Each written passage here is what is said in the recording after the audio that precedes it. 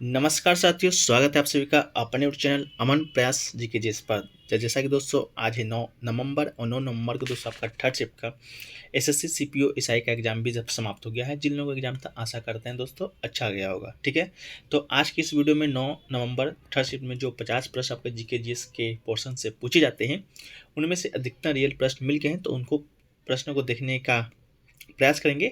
और इसका जो पीडीएफ है दोस्तों आपको टेलीग्राम चैनल पे भेज दिया जाएगा। फर्स्ट और सेकंड शिफ्ट का भेज दिया गया है, थर्ड शिफ्ट का भी दोस्तों ऐड करके भेज दिया जाएगा, तो वहाँ से आप ले सकते हैं। इसके अलावा कोई परेशानी होता है तो आप हमें व्हाट्सएप के माध्यम से भी दोस्तों संपर्क कर सकते हैं। ठीक है, तो इससे पहले से वीडियो को शुरू करें, इससे पहले एक बार आप चैनल पर नए हैं तो चैनल को सब्सक्राइब जरूर कर लीजिए और नोटिफिकेशन बिल को साथ साथ दोस्तों ऑन कर लीजिएगा। ठीक है, तो चलिए एक छोटा सा ब्रीफ इंट्रोडक्शन दे देते हैं कि आज का जो लेवल था आपका कैसा था। इसके बाद हम क्वेश्चन को देखने का प्रयास करेंगे।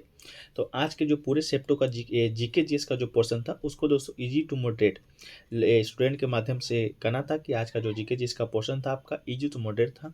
करंट का जो लेवल था उसमें दोस्तों आपका 4 से 5 प्रश्न देखा गया था, ज़्यादा करंट आपका नहीं पूछा गया है।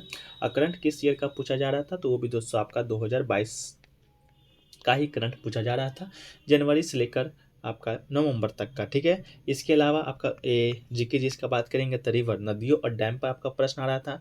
इसके अलावा डांस एंड डांसर से भी प्रश्न आपको देखने को मिला था। ठीक है, इसके बाद रीजनिंग का बात करेंगे तो रीजनिंग दोस्तों आपका इजी, रीजनिंग आपका बिल्कुल इजी था। इसके बाद मैथ का जो कहना है स्टूडेंट का वो आपका इजी टू मॉडरेट बताया गया है। इसका जो इंग्लिश का जो पोर्शन था वो आपका दोस्तों इजी टू मॉडरेट इंग्लिश का भी पोर्शन आपको इस लेवल में बताया गया है। ठीक है, पिछले साल की अपेक्षा अगर इस साल का बात करेंगे तो आपका क्वेश्चन बहुत ही सरल पूछा जा रहा था। इसके अलावा जो आपका प्रीवियस ईयर क्वेश्चन है कि आप लोग बहुत सा डाउट रहता है कि प्रीवियस ईयर क्वेश्चन से आपका प्रश्न पूछा जा रहा है कि नहीं जा रहा है, तो आपका प्रीवियस ईयर क्वेश्चन से भी दोस्तों प्रश्न पूछा जा रहा है। इंग्लिश में बात करें तो वोकाबिलिटी से दोस्तों जो आपका प्रीवियस ईयर था 30 से 40% वोकाबिलिटी दोस्तों आपका प्रीवियस ईयर से ही पूछा जा रहा है। तो चलिए वीडियो को शुरू कर देते हैं। आज का जो कैसा कैसा प्रश्न आया था जीके जीएस का उसको देख लेते हैं।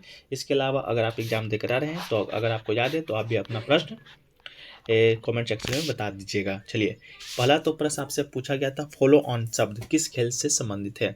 तो फॉलो ऑन शब्द दोस्तों आपका तो पहली बात ये आपका क्रिकेट से संबंधित है, तो क्रिकेट इसका राइट आंसर हो जाएगा। इसके अलावा क्रिकेट से कुछ और जो शब्द है वो संबंधित जो कि एग्जाम का पार्ट बने हैं या बने हैं। पहला आपका स्लेजिंग है, फिर बॉल आउट है, फ्री हिट है, दूसरा एसेज है, banana, boundary, bowling, caught, chinaman, cover drive, crease, duck, follow on. देखिए फॉलो ऑन आपका क्रिकेट से था।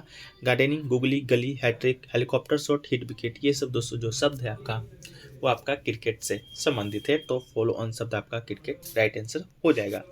अगला प्रश्न जो आपका आर्टिकल 339 से संबंधित आया था। तो आज आर्टिकल जो 339 है वो आपका राज्यों के अनुसूचित क्षेत्रों के प्रशासन और अनुसूचित जनजातियों के कल्याण के बारे में प्रतिवेदन देने के लिए आयोग की नियुक्ति आदेश के द्वारा किसी भी समय कर सकेगा। इस संविधान के प्रारंभ 10 वर्षों की समाप्ति पर करेगा।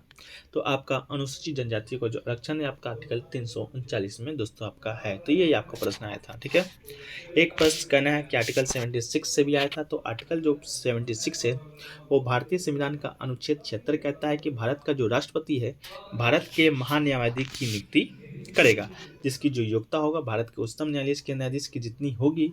अब भारत का महान्यायाधीश ही भारत सरकार का प्रमुख वकील होता है और सरकार को मुख्य कानूनी सलाह भी वही देता है। ठीक है, तो आर्टिकल 76 में दोस्तों आपका यही वर्णित है। अगला क्वेश्चन दोस्तों आपसे पूछा गया था 42वां संविधान संशोधन के बारे में कि जो आपका 1976 में आपका 42वां संविधान संशोधन हुआ था वो किसके कार्यकाल में हुआ था।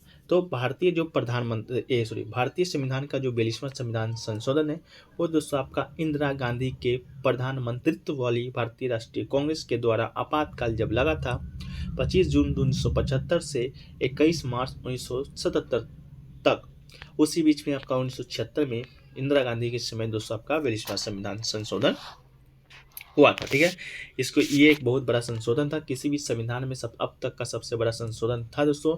इसे लघु संविधान भी कहा जाता है और ये 3 जनवरी 1977 से लागू हो गया था। ठीक है, अगला क्वेश्चन पूछा गया था किस अधिवेशन में कांग्रेस विभाजन हुआ था या कांग्रेस पार्टी का विभाजन किस सत्र में हुआ था। तो दोस्तों सूरत विभाजन के नाम से आप जानते होंगे। सूरत विभाजन 1907 में भारतीय राष्ट्रीय कांग्रेस के दो समूह चरमपंथी और नरमपंथी में विभाजित हो गया था। और सूरत सत्र की जो अध्यक्षता है वो दोस्तों आपका डॉक्टर रास बिहारी बोस के द्वारा किया गया था। इसके अलावा 1885 से लेकर 1905 को नरमपंथी की अवधि के रूप में जाना जाता था, क्योंकि वो भारतीय राष्ट्रीय कांग्रेस पर हावी थे। ठीक है, ये तो दोस्तों आपका अलग हुआ था। फिर जुटा कब था, तो ये दोस्तों आपका लखनऊ अधिवेशन हुआ था, उस समय दोस्तों आपका ये दोनों मिल गए थे। हालांकि 1907 में विभाजन हुआ था।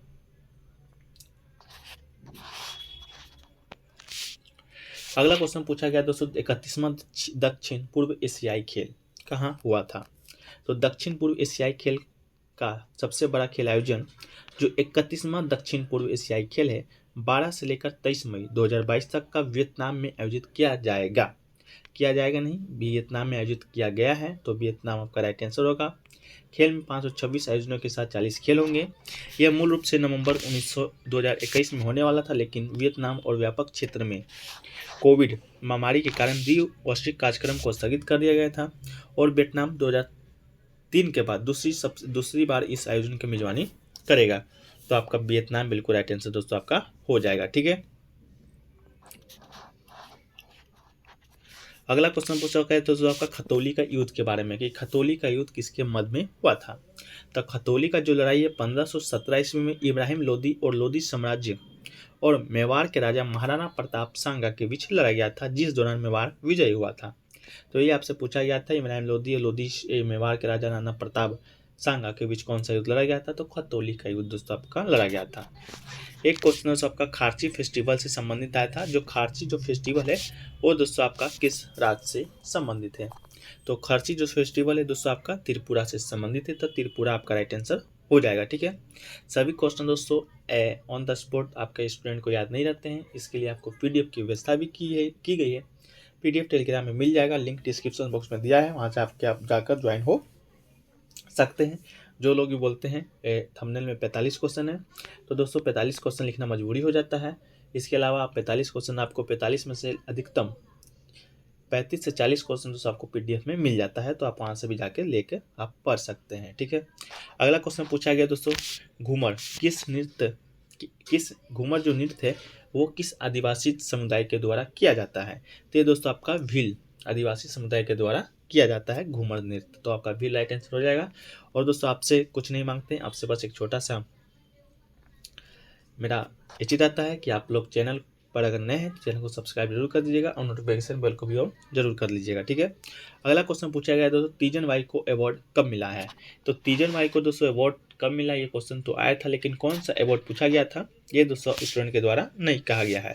लेकिन आपका शायद 2003 ईस्वी आपका ऑप्शन में था, तो 2003 में दोस्तों आपका पद्म भूषण से अलंकृत किया गया है तीजन बाई को। ठीक है, 1988 में पद्मश्री और 2003 में पद्मश्री दिया गया था। तो बताइएगा अगर 2003 आपके ऑप्शन में होगा तो।